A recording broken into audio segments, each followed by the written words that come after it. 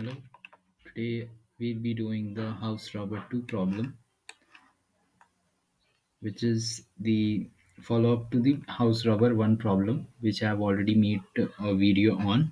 And if you have not watched it, please do watch it. I'll be linking the video in the comment or in the description below. So that is necessary if you want to solve this problem. That is a follow up problem. So if you want, you can just watch it. That is if you do not some things will not be clear, that is why. So you can watch the house robber 1 problem. And now let's get to the house robber 2 question. So you are a professional robber planning to rob houses along a street. Each house has a certain amount of money stashed. All houses at the place are arranged in a circle. So this part is important right here, since in house robber 1 problem we did not have a circular array, but here we are having that. And that means that the it is not exactly a circular array. I'll be explaining you why it has been said that arranged in a circle. That means the first house is the neighbor to the last one. Meanwhile, adjacent houses have a security system connected. It will automatically contact the police if two adjacent houses were broken into on the same night. So we need to return the maximum amount we can rob without alerting the police. So what this question means is, so following this question, what we have here is 2, 3, 2. So we have a circular kind of a thing right here. So this guy has a neighbor of this 3 and this 2 as well. So these guys are interconnected. So this is the only change in this problem and nothing else. So we'll be using the same exact code that we had written for house robber 1. And again, I'm telling you, if you want, you can just watch that house robber 1 video, and it will be pretty much clear. And we'll be using the same house robber 1 code that we had written. Instead, there is just a catch that we had said. I'd mentioned in the question as well. That is, it is circular, right? So how do we take care of that condition? So let's just see with an example. If we have 1, 2, 3, 1, I know these and these are connected, right?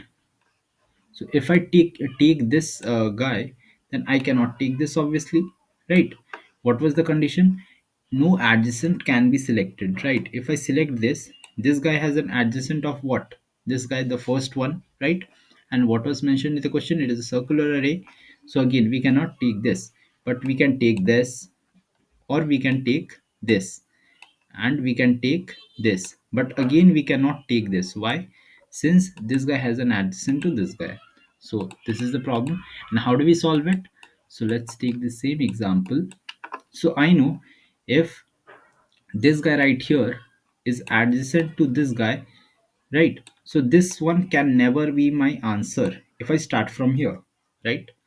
This can be never my answer. I will never include this one, the last one, if I start from here. So what will be my array looking like? It will be looking something like 1, 2, 3. Since I know if I start from 1, I can never take this, the last one. And again, if I want that this last one should be included, what can I do? I will simply just discard this. Why? The question is why? Since I know again this is having a adjacent to this guy, right? So if I just simply discard this, I will have this array, that is 2, 3, and 1. And I hope you have understood. If you have not understood, I'll just explain it once more, since this is the most trickiest part in this question, which is pretty intuitive to say. See, just 1, 2, 3, 1, right? So if we have something like this, what can I say? This guy, this arrow, and this arrow, these two are adjacent, and these two are adjacent likewise, right? The middle ones are obviously adjacent, so we are not taking care of that. We're just concerned about these two last part. So what do we have? We have, if I have some element here, I cannot take this element. Why? Since these two are adjacent by the property of circular array, this and this is adjacent, so I cannot take this. So what will I do? I'll say I will simply discard this, because this can never be my answer. And why is that? Because again, I'm telling you, this is a circular array. So this is the reason why we are taking 1, 2, 3 here. And I know if I want this to be my answer, let's say here it is not contributing to my answer, this one, right? But let's say if I had something like 50 at the last, it will obviously contribute to my answer, right? So how can I be sure that this is, by excluding this I'll get the correct answer? I can obviously get a wrong answer, right? Because this is the biggest one, so I can obviously get it from my last one. So what will I say? I will just discard this, since this is an adjacent to this. If I choose this, I cannot choose this. Again, if I choose this, I cannot choose this guy right here. So I'll just simply take in this guy, that is 2 3 50, right? So I've got this right here. So I'll be now explaining the code that we had written. So it is pretty similar to the house robber one problem that I had, and this is it, the house robber one problem scored. And if you have not watched it, do check it out. And what I've done here is I've taken two vectors, and I'll be creating two arrays of, by excluding the first guy and excluding the last guy. That is, first of all, I have two vectors. What will I do? In one of the vectors, I will have something like 1, 2, 3, and in one of the vectors, I'll have something like 2, 3, and 1. So this is what I'll be having. So now, when I have this, what I will do is that I've created my array. Now I'll just simply return the max of 1 and 2. And what is this 1 and 2? I'm calling this house robber 1's, recalling the house robber 1's code. What did we do? We just simply took the value 0 and passed the nums array. And what is the nums array? I've got two nums array, right? So I've created two nums array. So what will I do? I'll call for these two arrays, and this is what I've done here. And we just need to memset this again. Why do we need to do this? If you do not memset this again, it will give you a wrong answer. And why is that so? Because let's say if you had some value there, let's say 1 2 and 3, right? So what do we had? So we had 1 and 2, and we had 2 and 3. This is the array that we created, right?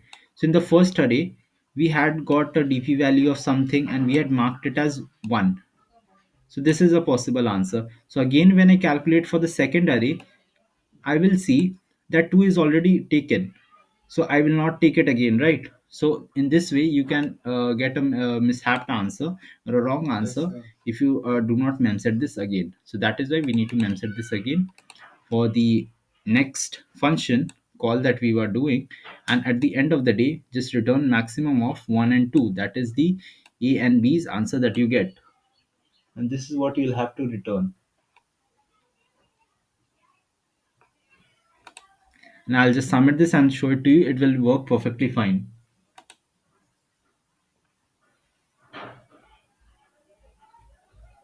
And this is perfectly fine. I've already submitted this code, and you can submit this. You'll get a perfect accepted answer. Yeah, that is it for this one.